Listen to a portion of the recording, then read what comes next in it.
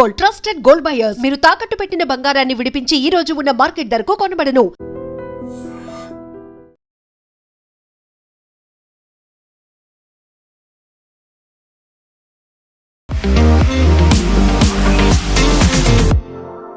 నమస్తే, నేను Kavitha. Welcome to I dream news and నిజాలు. వెస్ట్ బెంగాల్లో గవర్నమెంట్ ఫామ్ అవుతోంది. సీఎం ఎవరు అనేది అధికారికంగా బీజేపీ కూడా అనౌన్స్ చేసింది. బట్ తమిళనాడుకి సంబంధించి ఎందుకంత హై డ్రామా కొనసాగుతోంది? లార్జెస్ట్ పార్టీగా విజయ్ గవర్నర్ దగ్గరికి 3 సార్లు వెళ్ళినా గవర్నర్ ఎందుకు రిజెక్ట్ చేశాడు? అక్కడ ఫామ్ చేయాలంటే మెజారిటీ స్థానాలు కావాలా, లేకుంటే పవర్ఫుల్గా కనిపించేటువంటి ట్రిక్స్ ఉంటేనే గవర్నమెంట్ ఫామ్ అవుతుందా? ఎక్కడ విజయ్ రాంగ్ స్టెప్ వేశాడు? మనతో పాటుగా ఉన్నారు సీనియర్ జర్నలిస్ట్ సురేష్ కొచ్చతిరి గారు. సార్ నమస్తే. సో బెంగాల్ అనేది చాలా క్లియర్గా నీట్గా అయిపోయింది. సక్సెస్ఫుల్గా గవర్నమెంట్ ఫామ్ చేస్తున్నారు సువేందు అధికారి. ఇక్కడ విజయ్కి సంబంధించి లార్జెస్ట్ పార్టీ అన్నట్టుగా అనౌన్స్ చేసినప్పటికీ అక్కడ జరగట్లేదు. ఎందుకు? ఏమైంది? అక్కడ తప్పు ఎక్కడ చేశాడు విజయ్ అసలు? ఐ థింక్ ఆయనకి లీగల్ అడ్వైజర్ స్ట్రాంగ్గా లేదనుకుంటాను. ఫస్ట్ ఆఫ్ ఆల్ ఈయన గవర్నర్ దగ్గర వెళ్ళక్కర్లేదు. ఈ can send a representative to the governor. ఆ ఎంబరాస్మెంట్ అనేది తగ్గిపోతుండే. గవర్నర్ దగ్గర విజయ్ వెళ్ళి ఫస్ట్ టైం ఒక లిస్ట్ ఇచ్చారు. దాంట్లో అన్ని చిన్న చిన్న అలయన్స్ పార్ట్నర్స్ వీళ్ళందరూ, అంటే సిపిఐ, సిపిఎం, కాంగ్రెస్ వీళ్ళందరూ ఉన్నారు. అందరూ కలిసి 118 ఉందని చెప్పారు. ఆయన చూస్తే 117 ఉన్నాయి. ఎందుకంటే 2 స్థానాల్లో ఆయన పోటీ చేసిన 2 స్థానాల్లో సంతకం పెట్టారు. దట్ ఈ కెనాట్ డూ. ఏదో ఒక స్థానం తీసుకోవాలి, either Perambur or Trichy east. ఏదో ఒకటి. ఎనీవే అదంతా పెద్ద టెక్నికల్ ప్రాబ్లం కాదు. కానీ దీంట్లో చట్టాలు ఉన్నాయి. ఇప్పుడు అందరూ అంటారు governor should have called him అని. అది కాదు, చట్టాలు ఉన్నాయి. దీనికి 2 మేజర్ జడ్జ్మెంట్స్ ఉంది. ఒకటి బొంబాయి జడ్జ్మెంట్, ఒకటి రెండోది సర్కారీ కమిషన్ రికమెండేషన్స్ ఒకటి. ఈ రెండిట్లో కాన్స్టిట్యూషన్ ప్రకారం డిఫైన్ చేసిన కొన్ని చట్టాల మీద సుప్రీంకోర్టు కొన్ని నిర్ణయాలు తీసుకున్నారు బొంబాయి జడ్జ్మెంట్లో. దాని తర్వాత మనకు తెలిసింది బూటా సింగ్ జార్ఖండ్లో కూడా ఇట్లనే ఒక గేమ్ ఆడారు లాస్ట్లో. అక్కడ బీజేపీ మెజారిటీ లార్జెస్ట్ పార్టీ ఉంటే కూడా జేఎంఎంని పిలిచారు గవర్నమెంట్ ఫామ్ చేయడానికి. దాంతో అక్కడ హార్స్ ట్రేడింగ్ జరిగింది. అది మళ్ళీ సుప్రీంకోర్టుకి వెళ్ళింది. లాస్ట్లో బూటా సింగ్ రాజీనామా చేయాల్సి వచ్చింది. ఈ పరిస్థితి ఇట్లనే ఉంటే న్యాచురల్లీ ఏ గవర్నర్ అయినా చాలా కేర్ఫుల్గా ఉంటారు.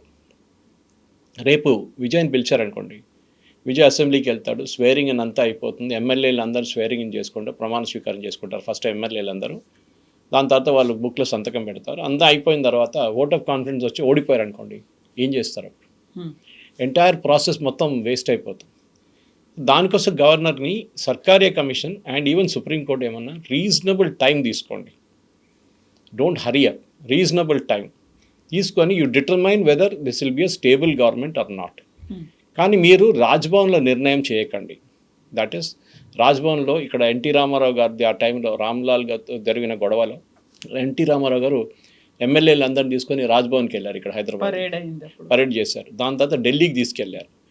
అది కూడా పెద్ద గొడవ అయింది. ఎందుకంటే is that Raj Bhavan the real place for determining? కాదు, ఫ్లోర్ ఆఫ్ ద అసెంబ్లీ అన్నారు. కానీ ఆయన పాపం ఫ్లోర్ ఆఫ్ ద అసెంబ్లీ కూడా వెళ్ళలేదు వీళ్ళు, గవర్నర్ రామ్లాల్. దానికన్నా ముందు డిస్మిస్ చేసి పడేశారు. గవర్నర్ పోస్ట్ మిస్యూజ్ అవుతుందంటే ఎస్.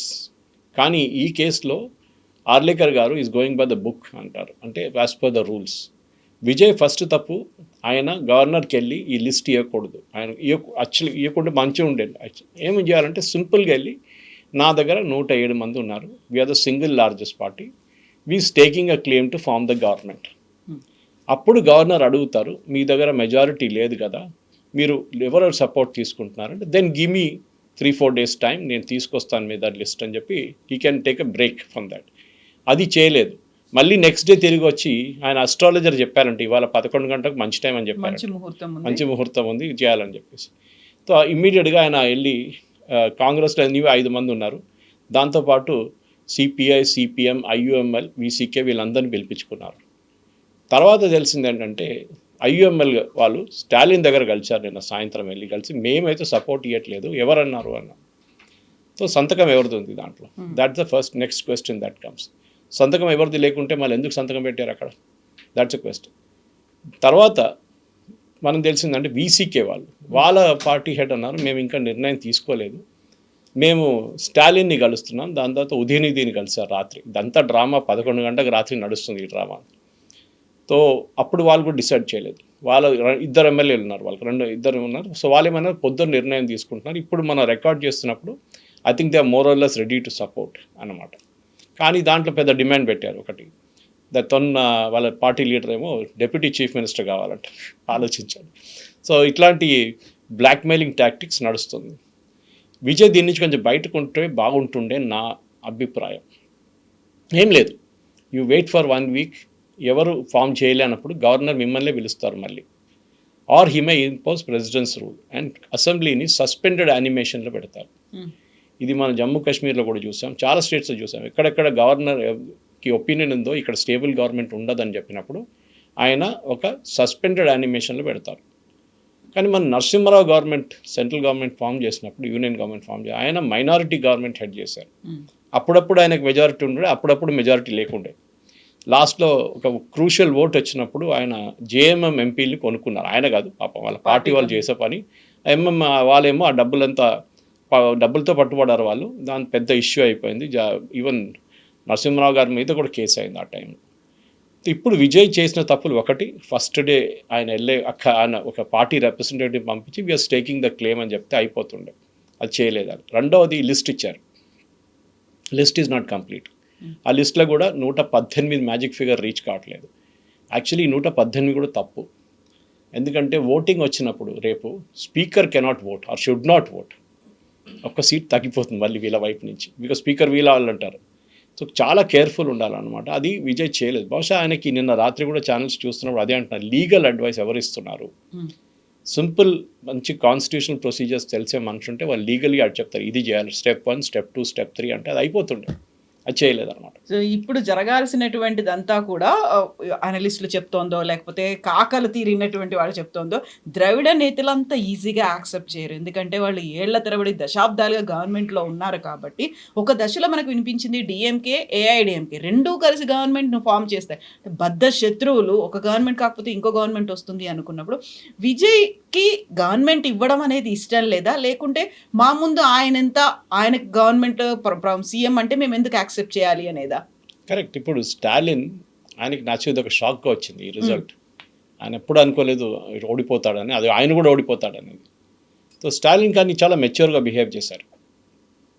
మమతా బెనర్జీలా కాకుండా రాజీనామా చేసి ఈవెన్ ఆయన కాన్స్టిట్యున్సీకి వెళ్ళి ఊరేగింపు తీశాడు, అక్కడ ప్రొసెషన్ వాళ్ళు కూడా ఏడుస్తున్నటువంటి విజువల్స్ కనిపించాయి. So that was very dramatic. తమిళనాడులో పొలిటిక్స్ చాలా డ్రమాటిక్ ఉంటుంది.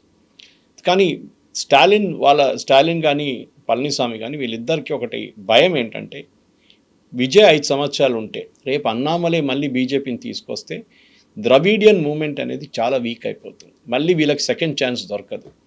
అది చాలా క్లియర్ ఉంది అది. సో దానికోసమే డెస్పరేట్గా వీళ్ళు ఏం చెప్తారు, విజయ్ని సీఎం కాకుండా చూసుకుంటున్నారు, లేకుంటే సస్పెండెడ్ యానిమేషన్ పెట్టడానికి ట్రై చేస్తున్నారు. ఈవెన్ ప్రెసిడెంట్స్ రూల్ ఏదైనా ఒకటే, Stalin is okay with it. పళనిస్వామికి ప్రాబ్లం ఏంటంటే స్టాలిన్ ముఖ్యమంత్రి కాకూడదు. అండ్ స్టాలిన్ కూడా తెలుసు ఆయన వ్యతిరేకంగా ఓటు వచ్చింది ఈసారి. The vote is not against Palaniswami, ADMK కాదు, వాళ్ళు కాదు కదా పరిపాలించారు. స్టాలిన్ గవర్నమెంట్ వదిలేరు, వాళ్ళ గవర్నమెంట్ని రిజెక్ట్ చేశారు ప్రజలు. రిజెక్ట్ చేసినప్పుడు మళ్ళీ మీరు వెళ్ళి నేను ముఖ్యమంత్రి అవుతానంటే ఎవరు యాక్సెప్ట్ చేయరు. అది so better alternative is make Palaniswami as a ముఖ్యమంత్రి క్యాండిడేట్.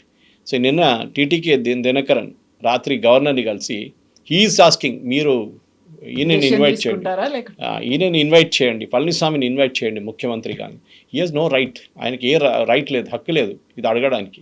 ఆయన దగ్గర ఉన్న ఒక్క ఎమ్మెల్యే, ఆయన దగ్గర ఏదో 35 ఎమ్మెల్యేలు ఉంటే రిక్వెస్ట్ చేయొచ్చు. కానీ రిక్వెస్ట్ ఏంటి, Palaniswami has to claim first.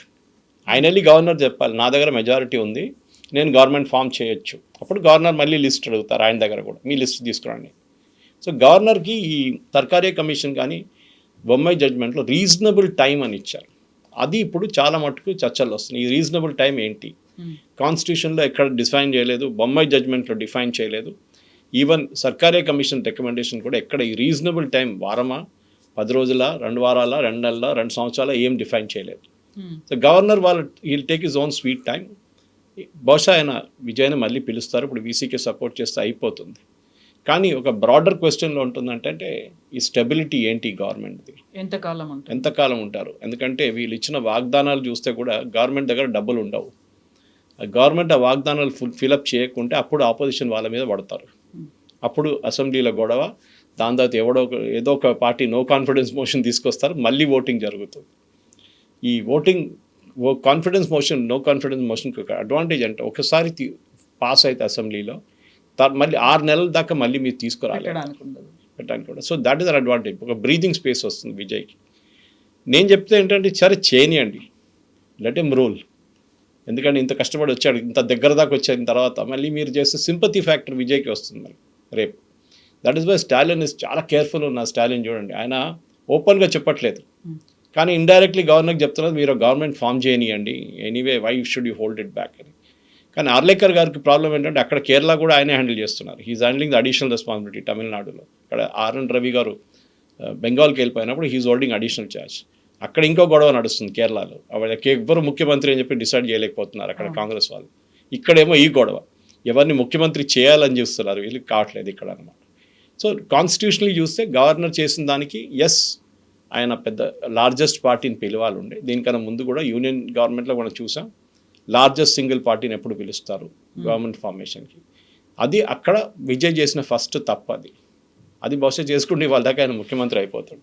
So government form కోసమని ఇంత కష్టాలు పడుతున్నప్పుడు యూజువల్గా ఉండేది ఏంటంటే ప్రీపోల్ అలయన్స్ అనేది ఉంటుంది. పోస్ట్ పోల్ అలయన్స్ వల్లే ఇలాంటి ప్రాబ్లమ్స్ వస్తాయి. ప్రీపోల్ అంటే ఆల్రెడీ అడ్జస్ట్మెంట్లు అనేది ఉంటాయి, అండర్స్టాండింగ్ అనేది ఉంటుంది, ఎవరెవరు ఏ పదవుల్లో ఉండాలి, ఎంతమందికి ఆ గవర్నమెంట్లో చోటు ఇవ్వాలి అనేవి ఉంటాయి. ఇప్పుడు ఏంటంటే ఎవరు బెదిరిస్తారో, ఎవరు బ్లాక్మెయిల్ చేస్తారో, ఎవరు విత్డ్రా చేసుకుంటారో తెలియని కండిషన్లో ఇవన్నిటిని మేనేజ్ చేయడం కావచ్చు, వాటికి సంబంధించినటువంటి ఒక నాలెడ్జ్, అవగాహన అనేది, ఒక మెచ్యూర్డ్గా పొలిటీషియన్స్ ఎలా ఆలోచిస్తారో అలా విజయ్కి లేదా ఎక్స్పీరియన్స్? ఆబ్వియస్లీ లేదు. ఆయన సినిమా నుంచి వచ్చింది. అట్లీస్ట్ ఎంజీఆర్ గారు కొన్ని సంవత్సరాలు ఒక అండర్ స్టడీగా పనిచేసిన తర్వాతనే ఆయన పాలిటిక్స్లో వచ్చింది. సో ఆయనకు అడ్వాంటేజ్ ఉంది. అది చూస్తే ఎన్టీ రామారావు గారికి ఎక్స్పీరియన్స్ ఏం లేకుండే, కానీ ఆయన బ్యాక్ చేయడానికి చంద్రబాబు నాయుడులో అంటే చాలామంది ఉన్నారు ఆ టైంలో. వాళ్ళు చూసుకున్నారు, వాళ్ళు వెనకాల చక్రాలు తిప్పారు వాళ్ళే. So N T Rama Rao was only the front face for it.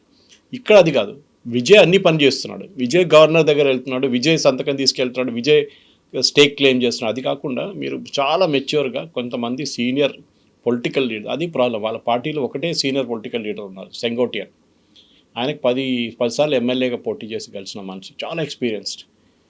ఆయన ఫస్ట్ డే, నేను మన టైమ్స్ ఆఫ్ ఇండియాలో కూడా ఆర్టికల్ వచ్చింది, ఆయన చెప్పారంట విజయ్ దగ్గర, మీరు కాంగ్రెస్ సపోర్ట్ ఇప్పుడు తీసుకోకండి, వాళ్ళు ఆఫర్ చేస్తారు, మీరు ఓకే అని చెప్పేసి అంతే, మీరు వాళ్ళ సంతకం తీసుకోకండి, మీరు directly go and take a claim అని చెప్పారంట సెంగోటియన్. అది ఈయన వినలేదు. కాంగ్రెస్ వాళ్ళు అన్నారు అట్లా కాదు వీ షుడ్ గో టుగెదర్ అని మీరు చెప్పారు. చూడండి, చాలా క్రూషల్ ఇది. ప్రీపోల్ అరేంజ్మెంట్ ఉంటే ఏ ప్రాబ్లం ఉండదు. గవర్నర్ మిమ్మల్ని డైరెక్ట్ ఇన్వైట్ చేస్తారు, సంతకం కూడా అడిగారు, బికాస్ ప్రీపోల్లో మీరు ఒక అలయన్స్గా పోటీ చేస్తున్నారు. చాలా సందర్భాలు ఉన్నాయి అట్లాంటిది. ప్రీపోల్ అలయన్స్లో పార్టీలు గవర్నమెంట్ ఫామ్ చేశారు. కానీ ఇప్పుడు మీరు కేరళ తీసుకోండి, కేరళలో ఎవరికి మెజారిటీ ఉంది? కాంగ్రెస్కి లేదు, ఐయుఎంఎల్కి లేదు, ఎవరికి లేదు, యూడిఎఫ్కి ఉంది. యూడిఎఫ్ అంటే దే ఆర్ అలయన్స్ అనమాట. ఇక్కడ కూడా వీళ్ళు సెక్యులర్ ఫ్రంట్ అని కాంగ్రెస్, డిఎంకే వీళ్ళందరూ ఒక సెక్యులర్ ఫ్రంట్ ఫామ్ చేశారు, సిపిఎం. మీరు అది ఫామ్ చేసి మీలో వాళ్ళ పేరు మీద ఓటు తీసుకున్నారు. ఇప్పుడు అదే స్టాలిన్ అంటున్నారు, ఈ కాంగ్రెస్కి 5 సీట్లు ఎక్కడ వస్తుండే, వాళ్ళు ఒంటరి వాళ్ళే పోటీ చేస్తే 1 సీటు కూడా రాదు వాళ్ళకి, మా స్ట్రెంగ్త్ మీద వాళ్ళు గెలిచారు, సిపిఎం అంతే, వాళ్ళు కూడా 1 సీటు కూడా రాదు ఇక్కడ. ఇదంతా అయిన తర్వాత మమ్మల్ని వెనక నుంచి పోటీ చేసి వీళ్ళు వెళ్ళారు ముందు, బ్యాక్ స్టాబర్స్ అని దానికోసం కాంగ్రెస్ని పిలుస్తున్నారు డిఎంకే. సో కరెక్ట్, అది మీరు ఒకసారి అలయన్స్లో పోటీ చేసిన తర్వాత ఆ అలయన్సే మీరు ఫామ్ చేయాలి గవర్నమెంట్. కానీ అది కాకుండా వితౌట్ ఈవెన్ వెయిటింగ్, ఒక్కరోజు కూడా వెయిట్ చేయకుండా ఇమ్మీడియట్ జంప్ చేసేసారు. రాహుల్ గాంధీ టికెట్ కూడా బుక్ చేసుకున్నారు ఇవాళ పొద్దున్న రావడానికి చెన్నైకి. ఆ అర్జెన్సీ ఏంటని అర్థం కావట్లేదు. వీళ్ళకి భయం ఉంది, ఏదో ఒక భయం ఉంది. నిన్న ఎవరో నా దగ్గర అడిగారు ఒక ఛానల్లో, ఏఐడిఎంకే స్ప్లిట్ అయిపోతుంది కదా అన్నారు. నేను చెప్పాను, ఏఐడిఎంకే దగ్గర 46 ఎంతో ఉన్నారు ఎమ్మెల్యేలు. స్ప్లిట్ కావాలంటే 2/3 మెజారిటీ కావాలి, విచ్ ఇస్ ఇంపాసిబుల్. అంతమంది స్ప్లిట్ కారు పార్టీ నుంచి. అదే టైంలో డిఎంకే కూడా స్ప్లిట్ కారు. విజయ్ పార్టీ ఇంకా స్ప్లిటింగ్ ఛాన్సెస్ లేవు, బికాజ్ వాళ్ళు 2/3 అనగానే ఆల్మోస్ట్ 80 దగ్గర వచ్చేస్తుంది. వాళ్ళు ఎట్లా స్ప్లిట్ అవుతారు? They cannot split. అట్లాంటి పరిస్థితుల్లో ఇప్పుడు ఒక సస్పెన్స్ లాగా ఉంది సినిమా లాగా, ఏం జరుగుతుందో తెలియదు. జరిగితే కూడా జరుగుతుంది. ఎస్, విజయ్ ముఖ్యమంత్రి అవుతారో నాకు లైఫ్ లాంగ్ అంబిషన్, ఆయనది ఒక రియాలిటీగా మారిపోతుంది. కానీ ఇంకా ముందుకెళ్తూ ఏం చేస్తారు ప్రతి దాని మీద ఇప్పటి నుంచి.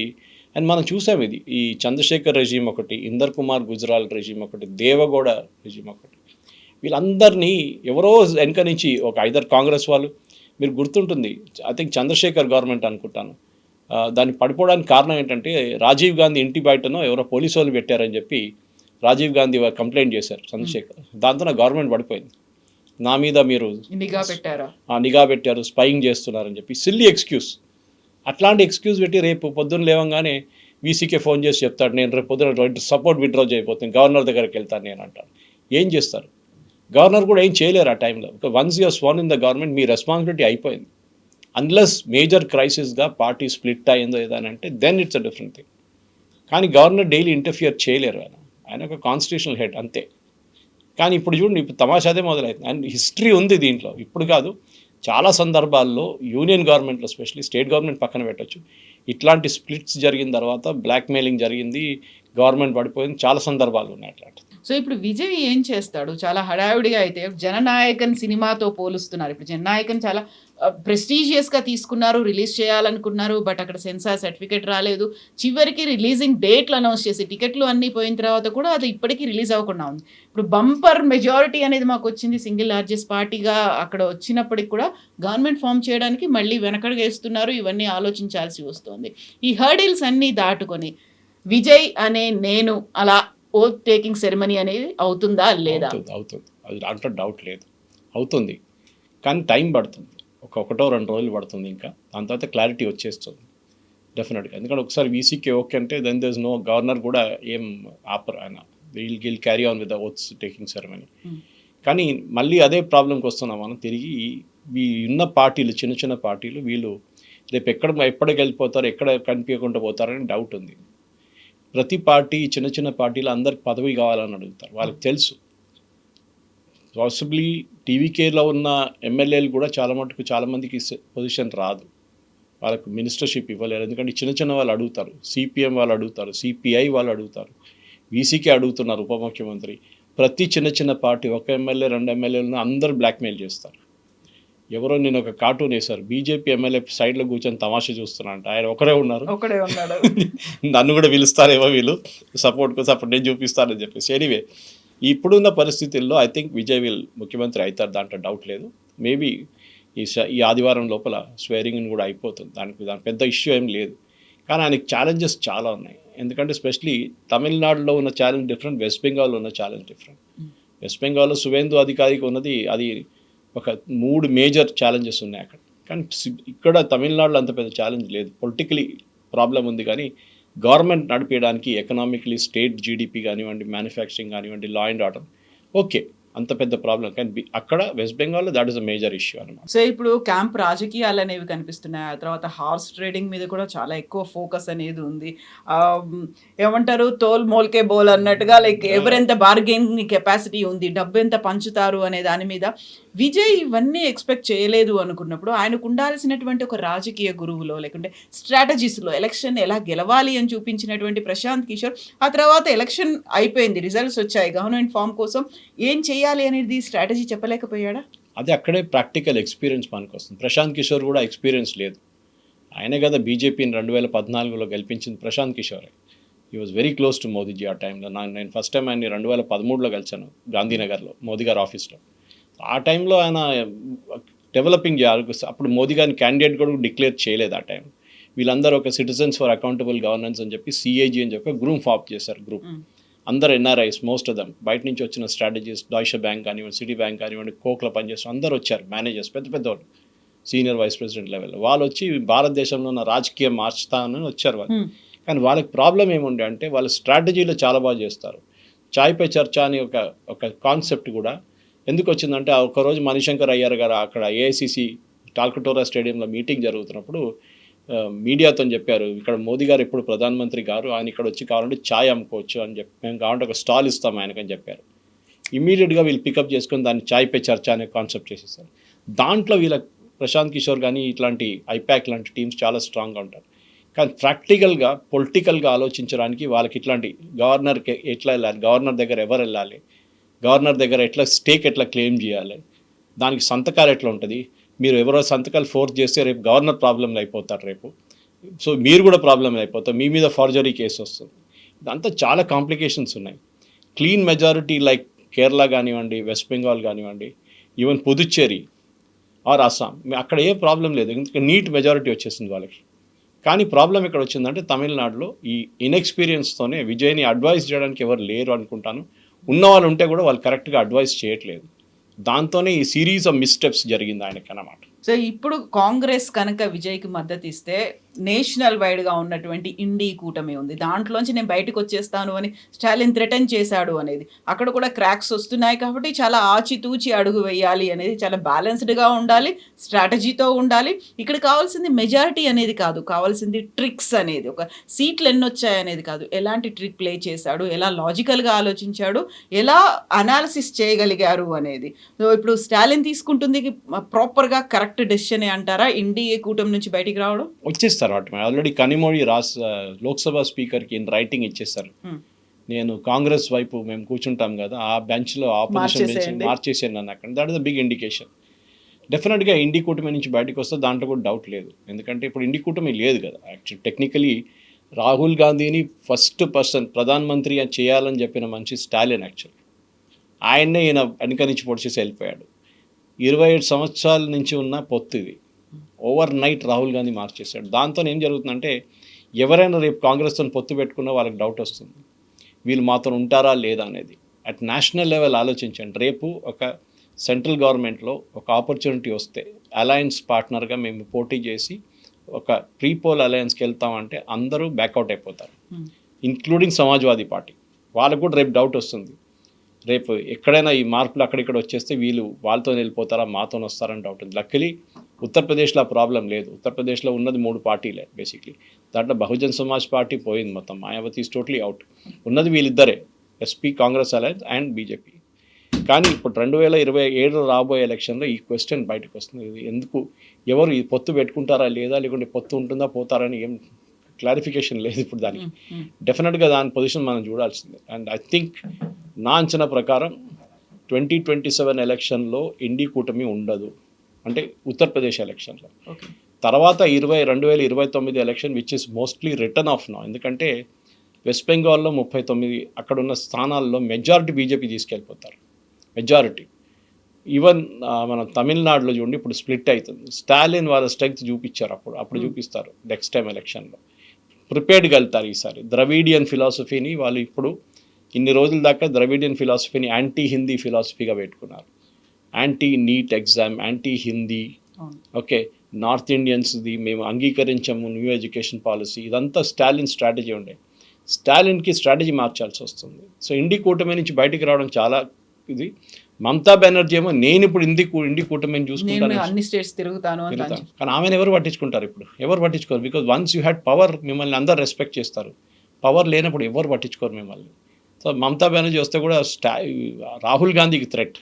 ఎందుకంటే ఆయన ఇప్పుడు దాకా డిఫాక్టో నేనే హెడ్ ఇండి కూటమి అని నడుస్తున్నారు ఆయన. ఇప్పుడు సడన్గా ఆయన పొజిషన్ వీక్ అయిపోతుంది. రేపు స్టాలిన్ అంటారు రాహుల్ గాంధీని తీసేసేయండి ఇండి కూటమి నుంచి, మేము ఇంకో కూటమి పెడతామని చెప్పేసి. అది ఇంకా డేంజరస్. సౌత్లో మేము ఇంకా టైప్ పెట్టుకుంటాం, రాహుల్ గాంధీ అక్కర్లేదు, కాంగ్రెస్ అక్కర్లేదు.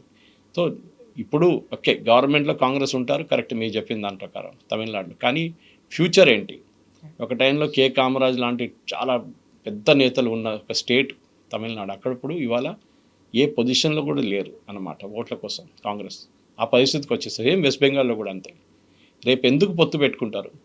మమతా బెనర్జీ కూడా అడుగుతారు రేపు కాకుండా నెక్స్ట్ ఎలక్షన్లో, కాంగ్రెస్ మేము పొత్తు పెట్టుకోవాలంటే అప్పుడు immediate she loss the same question, వీళ్ళు నాతో ఉంటారా మళ్ళీ వెళ్ళిపోతారా ఎవరితో అని చెప్పేసి ఆ డౌట్ ఆమెకు వస్తుంది అన్నమాట. కాంగ్రెస్ చేయకూడదు. యాక్చువల్లీ వాళ్ళు చేసిన చాలా పెద్ద స్ట్రాటజిక్ మిస్టేక్. మీరు వెయిట్ చేయండి, let TVK come to you, మీ దగ్గర వచ్చి అడగాలని. వాళ్ళు అడుగుతారు, మమ్మల్ని సపోర్ట్ చేస్తారు. వాళ్ళు అడిగే ముందు వీళ్ళు సపోర్ట్ ఆఫర్ చేశారు. దట్ అగైన్ ఒకవైపు విజయ్ తప్పులు చేస్తుంటే ఇంకోవైపు కాంగ్రెస్ కూడా తప్పులు చేస్తారు అనమాట. సో ఇప్పుడు టీవీకేకు మద్దతుగా వీసీకే అనేది వస్తుంది అనుకున్నప్పుడు, వీసీకే చేస్తున్నటువంటి క్యాంపెయిన్లో తమిళ ఈలం ఎల్టీటీ అధినేత ప్రభాకరన్ ఫోటోలు ఎందుకు కనిపిస్తున్నాయి? ఇఫ్ నేను కనుక మద్దతు ఇచ్చాను అనుకుంటే ప్రభాకరన్ వాళ్ళకి ఒక అఫీషియల్గా ఒక గవర్నమెంట్లో ఫామ్ చేసినటువంటి ఒక ప్లేస్ అనేది వస్తుంది కదా. తమిళ్ పాలిటిక్స్లో వెల్లుపల్లె ప్రభాకరన్కి ఒక ప్లేస్ ఉందండి. వైకో అని మీకు గుర్తుంటుంది, ఆయన పార్టీ పేరు మర్చిపోయాను నేను, ఇప్పుడు ఏ పార్టీలో ఉన్నారో తెలియదు. ఆయన పార్టీ అలయన్స్ మార్చుతూనే ఉంటాడు. ఐ థింక్ మోస్ట్ ప్రాబ్లీ ఈ వాజ్ డిఎంకేతో ఉండే ఆయన వాళ్ళ పొత్తులో, కానీ గెలవలేదు అనుకుంటాను సీట్లే.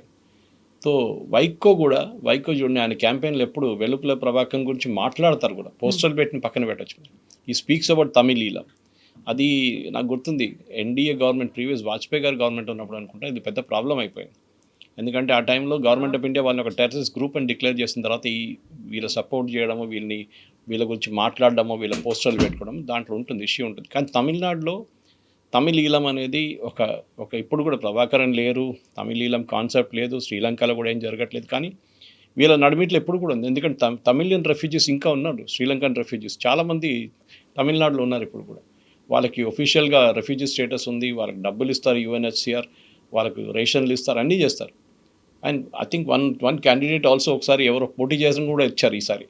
And Vijay's wife, TVK Vijay's wife ఇప్పుడు కూడా డివోర్స్ జరగలేదు, కానీ ఈ wife is Sri Lankan actually. I think English Sri Lankan, she English citizen ఉండే ఆమె. సో అక్కడ ఉన్న ఫిలాసఫీలో అది ఉంటుంది. మనం దాన్ని we cannot just wish it away, తీసి పక్కన పడేయలేము మనం. అది ఉంటుంది, మనం ఇగ్నోర్ చేయాల్సింది అంతే. ఆ ప్రభాకరన్ ఇన్ఫ్లుయెన్స్ ఇప్పుడు ఎక్కడ లేదు తమిళ పాలిటిక్స్. ఒక టైంలో ఉండే వీళ్ళందరూ ఇంక్లూడింగ్ డిఎంకే, వీళ్ళు మీకు గుర్తుంటుంది ఈవెన్ కాంగ్రెస్ వైపు నుంచి ప్రియాంక గాంధీ జైలుకి వెళ్ళి వాళ్ళ నాన్నగారిని చంపిన వాళ్ళని కలిసి వాళ్ళు రిలీజ్ డిమాండ్ చేశారు, క్షమాభిక్ష ఇవ్వండి అని చెప్పి. సో తమిళ్ పాలిటిక్స్లో ఇట్స్ అ పార్ట్, తమిళీలం అనేది ఒక పార్టే ఉంటుంది. కాన్సెప్ట్ వైజ్ అది పోయింది మొత్తం. కానీ ఇప్పుడు కూడా అక్కడ ఓట్ల కోసం ఎమోషనల్ ట్యాగ్ యూజ్ చేసుకుంటారు, కానీ ఇప్పుడు పనికి రావట్లేదు అది. ఈ వీసీకే పార్టీది మెయిన్ ఏంటంటే వాళ్ళకి ఎస్సీ కమ్యూనిటీ పార్టీ. ఓకే, వాళ్ళ పార్టీని ఈసారి కూడా వాళ్ళు ఇద్దరు క్యాండిడేట్స్ కలిసింది ఎస్సీ సీట్స్ నుంచి. సో వాళ్ళది ఒక చాలా క్లియర్ స్ట్రాటజీ అన్నమాట, that we are representing the schedule caste community అని. అది దాని ఇట్లా వాళ్ళకి తమిళీలంతో ఏదైనా పొత్తుందా, లేకుంటే తమిళీలం సింపతి ఉందా అంటే ఎస్ ఉండొచ్చు. ఒకవేళ గవర్నమెంట్ ఫామ్ చేస్తే అక్కడ ఆయన ఫోటోలు కూడా కనిపిస్తాయా వాళ్ళ ఆఫీసుల్లో? నో, అది డౌట్ఫుల్. ఎందుకంటే గవర్నమెంట్ ఆఫ్ ఇండియా పాలసీ మీరు దాన్ని కౌంటర్ చేయలేరు. మీరు కావాలంటే మీ ఆఫీస్లో పెట్టుకోవచ్చు, వాళ్ళ ఆఫీస్లో పెట్టుకోవచ్చు, కానీ ఒఫీషియల్ సెక్రటేరియట్లో కానీ మీ గవర్నమెంట్ ఆఫీసెస్లో పెట్టుకోలేరు మీరు. దట్ ఈస్ మై రీడింగ్ అనమాట. కానీ తమిళ్ పాలిటిక్స్లో అది మీరు స్టార్టింగ్ నుంచే ప్రభాకరన్ అయితే 70s, 80s, 90s నుంచి కూడా మీకు కనిపించారు. కానీ యాక్చువల్ జరిగింది మనకంతా తెలుసు, 80sలో జరిగింది. అది తమిళీల మూమెంట్ పీక్లో ఉండే ఆ టైంలో. అప్పుడు దాని తర్వాత ఆయన్ని మీద ఎన్కౌంటర్ చేసి ఆయన చంపేశారు అక్కడ శ్రీలంకలో, అది కరెక్టే. కానీ ఆ ఫిలాసఫీ ఇప్పుడు కూడా ఉంది. కానీ దాన్ని బట్టి ఓట్లు తీసుకోవడం అనేది ఇప్పుడు జరగట్లేదు. నేను చెన్నైలో చదువుతున్నప్పుడు 83, 86లో అప్పుడు it was at its peak. ఆ టైంలో శ్రీలంకలో ఏం జరిగినా కానీ మా క్యాంపస్లో పెద్ద గొడవ ఉంటుండే అడయార్లో. So it was a major thing. కానీ ఇప్పుడు లేదు, అది అంత గొడవ ఇప్పుడు లేదు. బహుశా అది ఒక ఎమోషనల్ కనెక్ట్ దాకా ఉంచుకుంటారు వాళ్ళంతా. సో మెజారిటీ వచ్చింది, మేము గవర్నమెంట్ ఫామ్ చేయబోతున్నాము సింగిల్ లార్జెస్ట్ పార్టీ అనగానే మా వాళ్ళనే మేము తీసుకెళ్ళి ఒక క్యాంపుల్లో పెట్టుకుంటాము ముందుగా అలర్ట్ చేశారు విజయ్. ఇప్పుడు అలాంటి సిచ్యువేషన్ నుంచి మిగతా పార్టీలు కూడా వీళ్ళని పోచింగ్ అనేది అవుతోంది అనుకున్నప్పుడు వాళ్ళని రెస్క్యూ చేసుకోవాలి, గవర్నమెంట్ ఫామ్ చేసుకోవాలి, గవర్నమెంట్ ఫామ్ చేసుకున్న తర్వాత స్టెబిలిటీ చూపించాలి, లాంగ్ రన్ 5 years అనేది కంటిన్యూ చేయాలి. అంటే ముందుంది ముసెల్ల పండగ అంటారు కదా, టఫ్ టైమ్స్ అహెడ్ అనుకోవాలా విజయ్కి టఫ్ టైం ఉంటుంది. మైనారిటీ గవర్నమెంట్ నడిపించాలంటే అది నరసింహారావు స్ట్రాటజీ అడాప్ట్ చేయాల్సిందే. ఆయన చాలా కూల్గా ఉన్నారు. నరసింహారావు గారిని ఎప్పుడైనా అడిగితే మీ గవర్నమెంట్ పడిపోతుంటే ఓకే అన్నారు ఆయన. ఎవరు కావాలి, ఎవరు ఫామ్ చేసుకుంటే చేసుకోమని చెప్పు వాళ్ళ దగ్గర అని చెప్పారు. ఎవరు లేరు ఆపర్చునిటీ. ఇప్పుడు కూడా అదే మీరు చెప్పారు స్టార్టింగ్లో, ఒక స్వాన్ ఎనిమీస్ వీళ్ళు. డిఎంకే నుంచి బయటకు వచ్చి ఫామ్ చేసిన గవర్నమెంటే ఏఐడిఎంకే అని ఒక పార్టీ ఎంజీఆర్ టైంలో. తర్వాత వీళ్ళు తిరిగి వెళ్ళడం ఏంటి నాకు అర్థం కావట్లేదు. వీళ్ళు స్వాన్ ఎనిమీస్, వీళ్ళిద్దరిది ఎప్పుడు పడదు. అట్లాంటి దాంట్లో ఓకే మేము ఇద్దరు కలిసి ఇప్పుడు గవర్నమెంట్ ఫామ్ చేస్తామని చెప్తున్నారు. దాట్ ఇట్ సెల్ఫ్ ఇస్ ఒక ఏంటి మళ్ళీ రేపు మర్జ్ చేస్తారా పార్టీని, ఒకటే చేసేస్తారని కాన్సెప్ట్. కానీ వీళ్ళ మెయిన్ ప్రాబ్లం ఏంటంటే కవిత గారు, దిస్ ద్రవిడియన్ మూవ్మెంట్ వీక్ అయిపోతుంది. నేను స్టార్టింగ్లో మెన్షన్ చేశాను, అదొక భయం ఉంది. స్టాలిన్కి ఉంది, పళనిస్వామికి ఉంది.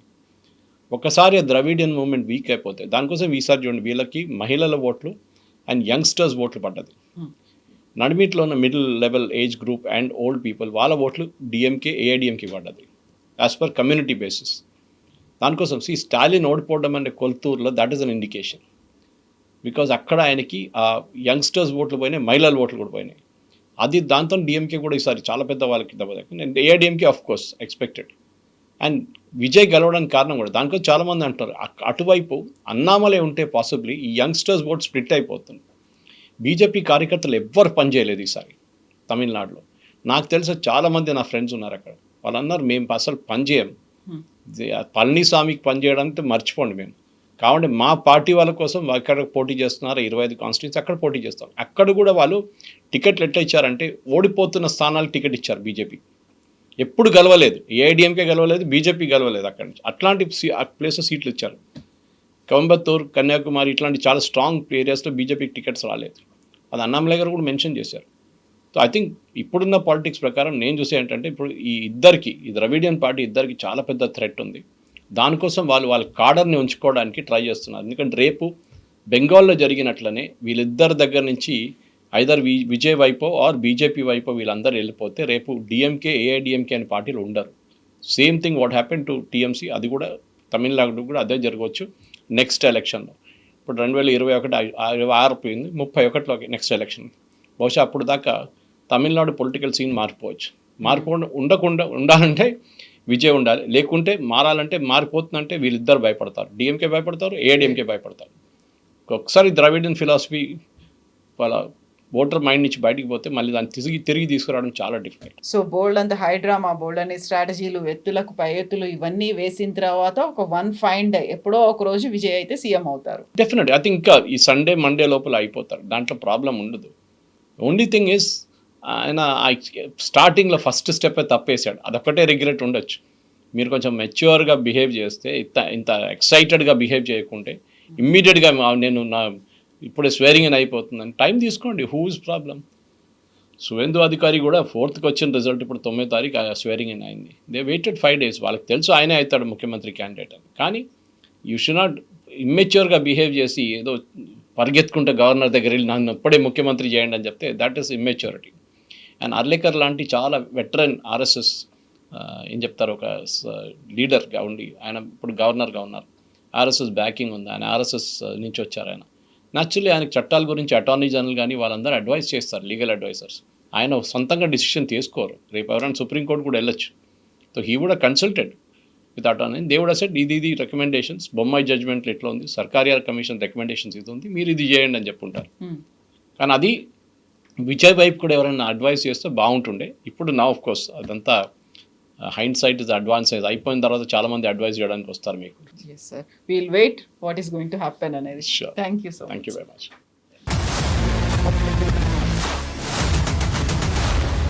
iDreams, this police diaries is something very, very valuable towards that.